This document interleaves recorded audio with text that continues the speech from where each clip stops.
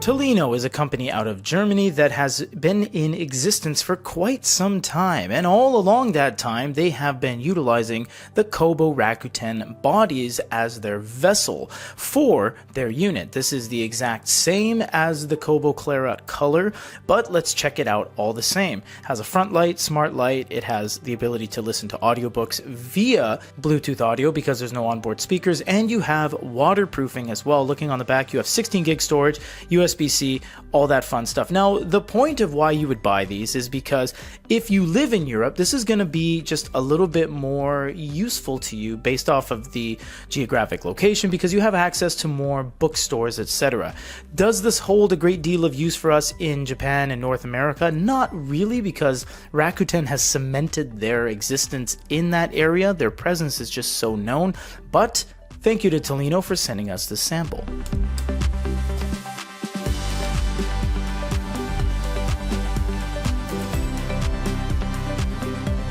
Whereas sometimes Tolino makes an effort to change the backing and whatnot, they actually didn't do anything on this one, and mostly because we think that this device is already, as a base construction, made with 85% recycled plastic. So with that comes the fact that maybe they're not able to change the backing if they wanted to keep that recycling perk, basically.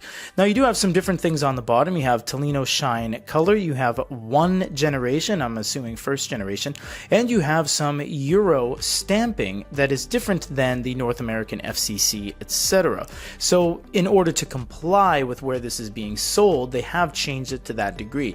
Now, we wipe our hands and wash our hands and fingertips prior to each shot, but there's a decent amount of fingerprinting still shown on the material, although this is heavily perforated, as you can see here, with all this nice little design, so that'll cut down on everything. You also have a lasered in Tolino logo that is their own, and on the front as well, and the operating system is going to be that little smiley face, and when you're out of batteries it'll show that it's disgruntled, and when you put it to sleep it'll be sleeping, all that kind of fun stuff. So let's do a first time boot up and see what we're working with. Something else that's going to be different is the entire operating system, because they don't move over the operating system from Kobo.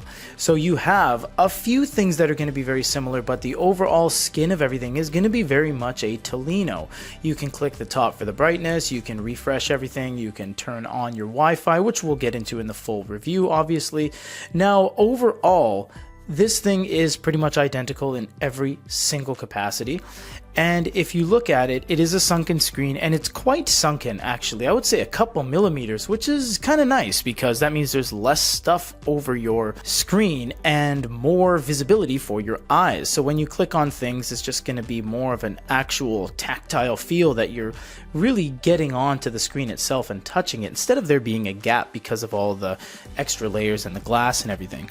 Now, when you go to accounts, you see you're going to have your Tolino account, your Adobe account, and then this is all going to change when you get into the actual unit itself, because the store selection is going to be different. You're not just going to be accessing the Kobo Rakuten store, not at all. They'll have their own stores, and they'll have multiple stores, hence kind of the point of dealing with these guys.